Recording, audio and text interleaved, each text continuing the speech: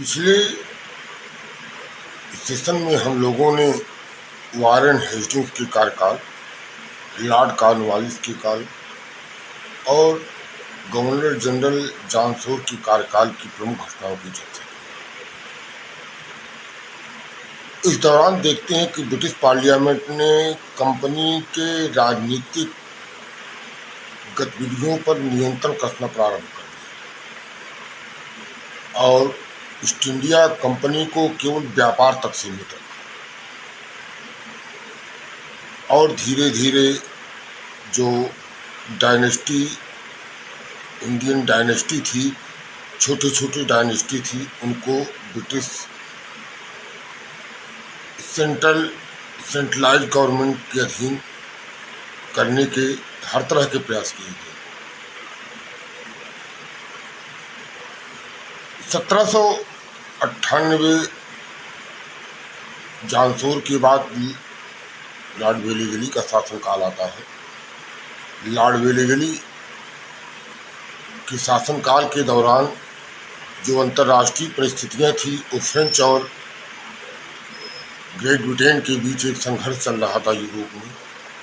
उधर फ्रांस में बोल्शेविक क्रांति चल रही थी और नेपोलियन बोनापार्ट का लगातार अटैक हो रहा था और इधर जो दक्कन की रियासतें थी वो किसी न किसी तरह से जो फ्रेंच से अलायंस में जा रही थी उन पर नियंत्रण कसने का प्रयास किया गया लॉर्ड वेलीगली के शासनकाल में। विशेष रूप से मैसूर के शासन सत्ता को वो लगातार फ्रेंच शक्तियों से अलायंस बनाने का प्रयास कर रही थी और अपनी खोई हुई सत्ता को पुनः प्राप्त करना चाहती थी। इस सब संदर्भों में देशी रियासतों को ब्रिटिश साम्राज्य के नियंत्रण में लाने के प्रयास में एक सब्सिडरी अलायंस की पॉलिसी अडॉप्ट की गई वेलीगली द्वारा। यद्यपि यह पॉलिसी सबसे पहले डुप्ले के दिमाग में आई थी,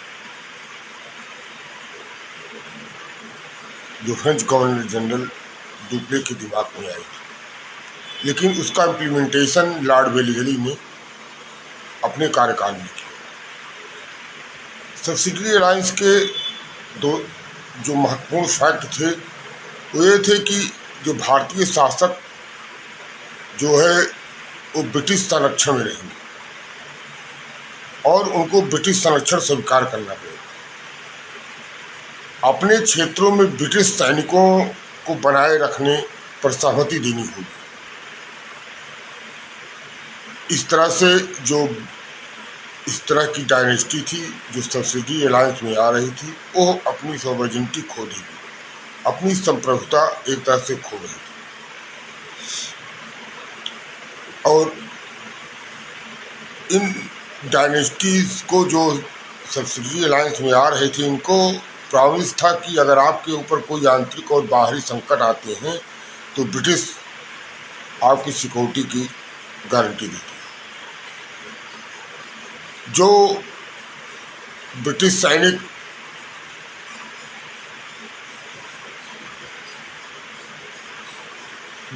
जो है ब्रिटिश सैनिक जो डायनेस्टी जो सब्सिडरी अलायंस में आ रहे हैं, जो उनकी शासन सत्ता और जो उनके अंतर्गत जो ब्रिटिश सैनिक रखे जाएंगे उनके वेतन की जिम्मेदारी उन डायनेस्टीज की होगी जिसके अंतर्गत ब्रिटिश सेनाएं रखी गई, वो लोग उसका भुगतान करेंगे। एक इसके साथ इन डायनेस्टीज में जो अलायंस में आ रही हैं वहाँ एक ब्रिटिश रेजिडेंट नियुक्त किया गया। ब्रिटिश सहमत के बिना वो किसी शक्तियों से अलायंस नहीं कर सकती हैं, ये अगली शर्त है। इस शर्त के द्वारा वो शक्तियाँ जो फ्रेंच शक्तियों से अलायंस में जा रही थी उस पर नियंत्रण करने का प्रयास किया गया, विशेष रूप से मैसूर के टीपू और यह स्पष्ट प्रतिबंध लगाया गया कि कोई भी जो शासक है जो सब्सिडी लाइन्स में आ रहा है वो ब्रिटिश और अन्य यूरोपीय लोगों को अपने यहाँ नौकरी पर नहीं रखेगा। एम्प्लॉयमेंट पर रखने पर प्रतिबंध लगाया गया। इस तरह से सब्सिडी अलायंस में सबसे पहले निजाम हैदराबाद ने स्वीकार किया 1798 में। दूसरा, जो चतुर्थांग मैसूर युद्ध हुआ उसमें टीपू की पराजय होती है। वाडियार वंश के शासक कृष्णलाल तृतीय को मैसूर का शासन सत्ता दिया जाता है और उनसे जो है सब्सिडी अलायंस किया जाता है। 1799 में मैसूर को सब्सिडी अलायंस के अधीन लाया गया सहायक संघ। 1799 तंजौर, 1801 में अवधपुर, 1802 में पेशवा बाजीराव द्वितीय, 1804 में सिंधिया। आपको इस आर्डर क्रम को याद रखिए, ये कभी न कभी कंप्यूटर में आते हैं। 1804 में सिंधिया को, 1803 में बरार के भोसले को, उसके बाद जयपुर, जोधपुर, बूंदी और भरतपुर इन रियासतों को सहायक संघ के अधीन लाया गया। और इसका मुख्य परिणाम ये हुआ कि जो देसी रियासतें सहायक संघ के अधीन आई उन शासकों ने अपनी संप्रभुता खो दी। ब्रिटिश साम्राज्य की विस्तार हुआ। धीरे धीरे भारतीय राज्यों पर ब्रिटिश कब्जा अस्थायी होता गया।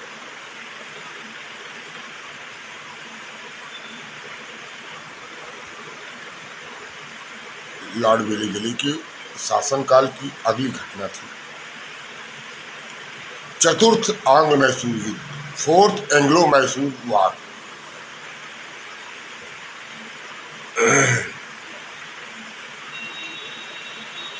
17 अप्रैल 1799 को शुरू हुआ और 4 मई 1799 को समाप्त हो गया। टीपू ने श्रीरंगपट्टम की संधि की समस्त शर्तों को पूर्ण किया था। टीपू ने पिछले जो एंग्लो मैसूर युद्ध हुआ था उसमें श्रीरंगपट्टम की संधि की समस्त शर्तों का पालन किया, जिसके कारण उसके पुत्रों को मुक्त कर दिया गया। जो गारंटी के रूप में उनके पुत्रों को रखा गया था उनको मुक्त कर दिया गया।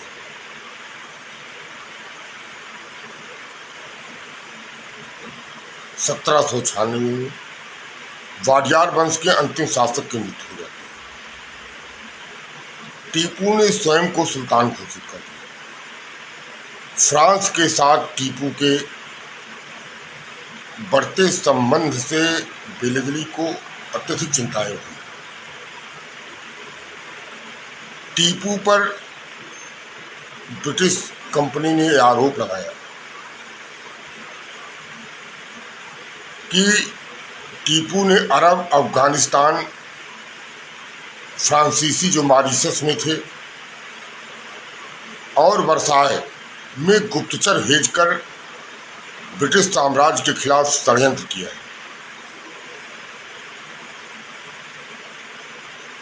और वेलिंगटन की डायरेक्ट वार के पॉलिसी में सीधे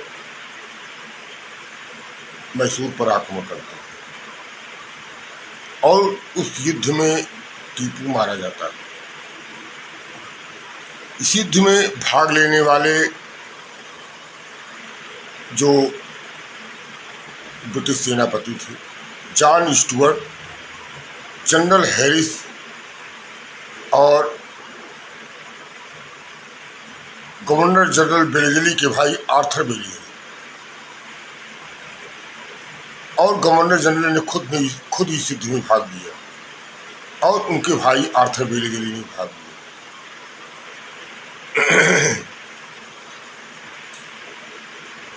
इस तरह से टीपू की बढ़ती स्वतंत्रता को समाप्त किया गया। और नेपोलियन के जो जो फ्रेंच रेवोल्यूशन था, नेपोलियन उन सब की स्थितियों को देखते हुए भारतीय देशी रियासतों पर नियंत्रण किया गया और यूरोप में फ्रांस और अंग्रेजों के बीच लगातार संघर्ष चल रहे थे उस दौरान, जिस दौरान आंग्ल मैसूर युद्ध हुआ। और टीपू फ्रेंच मदद से रॉकेट लॉन्चर का इस तरह से आयुध सामग्रियों का, हथियारों का आयात कर रहा था।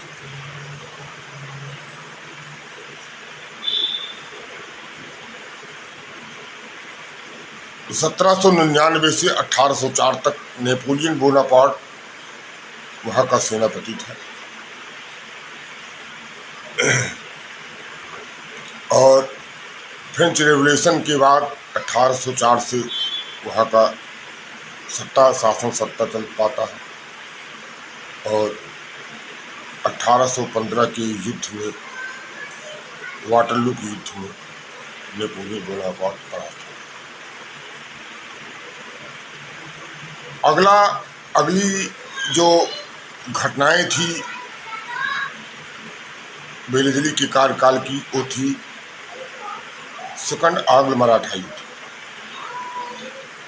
मराठे निजाम से सहायक संधि कर चुके थे 1798 में।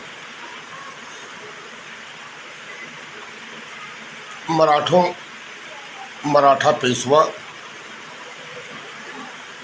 ने ब्रिटिश इंडिया कंपनी से प्रस्ताव भेजा और मदद की पेशकश की। निजाम और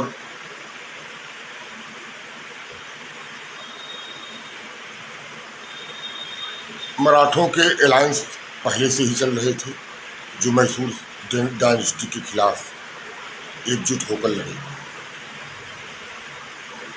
अब मराठे पेशवा और आंग्ल सेनाएं एक साथ होकर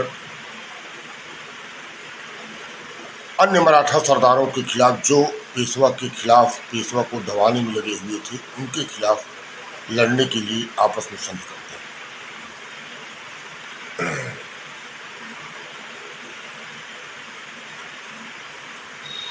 उसमें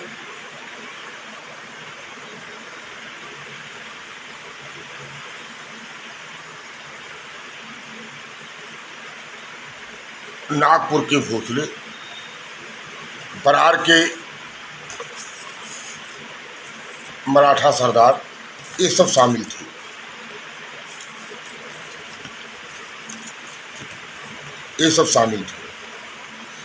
बाजीराव द्वितीय ने होलकर के खिलाफ, जो ब्रिटिश साम्राज्य से मदद मांगी थी, ब्रिटिश साम्राज्य ने बाजीराव द्वितीय पेशवा के साथ होलकर पर आक्रमण किया और होलकर को परास्त किया। 1802 में बसीन की संधि किया। 1805 में होलकर के विरुद्ध जो है आक्रमण किया और राजपुर घाट की संधि करके होलकर को ब्रिटिश साम्राज्य के अधीन लाया। जो सब्सिडियरी अलायंस थी, अब सब्सिडियरी अलायंस के पॉलिसी के अंतर्गत देशी रियासतों को लाने की चरणबद्ध प्रयास किए गए, जिसमें 1805 में राजपुर घाट की संधि के द्वारा होलकर को अधीन लाया गया। 1802 में बेसीन की संधि अंग्रेजों ने करके होलकर को परास्त कर दिया। वसीन की संधि जो है पेशवा बाजीराव द्वितीय ने होलकर के खिलाफ 1802 में अंग्रेजों से वसीन की संधि की थी। होलकर को परास्त करके 1805 में अंग्रेजों ने होलकर से राजपुर घाट की संधि कर सहायक संधि किया। राजपुर घाट की संधि के 1805 के पहले 1803 में नागपुर के रघोजी भोसले द्वितीय को परास्त किया। जो मराठा पेशवा के साथ अलायंस था कंपनी का, उसके द्वारा नागपुर के भोसले और होलकर दोनों को परास्त किया गया। 1803 में देवगांव की संधि के द्वारा रघुजी भोसले को सहायक संधि के अधीन लाया गया। 1805 में होलकर को राजपुर घाट की संधि के द्वारा लाया गया। इस तरह से 1803 में देवगांव की संधि के द्वारा रघुजी भोसले द्वितीय को सहायक संधि के अधीन लाया गया। नागपुर के रघुजी भोसले थे, भोसले नागपुर से थे, और ब्रिटिश कंपनी को इस संधि के द्वारा कटक क्षेत्र दे दिया गया।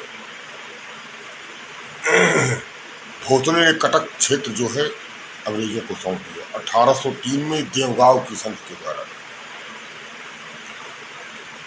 अगली घटना थी establishment of fort William college eight Calcutta 1800 में। 18 अगस्त 1800 में फोर्ट विलियम कॉलेज की स्थापना की लॉर्ड बेरिंगटन ने। वो प्राच्य कल्चर और प्राच्य जो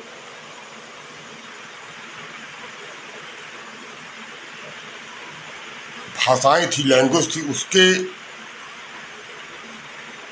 अध्ययन के लिए, जो ब्रिटिश सिविल सेवकों को इन भाषाओं में प्रशिक्षण देने के लिए फोर्ट विलियम कॉलेज की स्थापना बेरिंगटन ने की, जो 1854 तक चला। ब्रिटिश सिविल सेवकों को भारतीय समाज, उनकी संस्कृति की ज्ञान के लिए यह फोर्ट विलियम कॉलेज खोला गया। इस तरह से सब्सिडरी अलायंस और निगोशिएशन के द्वारा ब्रिटिश साम्राज्य का विस्तार किया गया। आगे और सब चीज़ों पर ब्रिटिश साम्राज्य की और भी जो गवर्नर जनरल आए, जो उनकी पॉलिसी थी, उन सब पर भी हम लोग विस्तार में चर्चा करेंगे। तब तक के लिए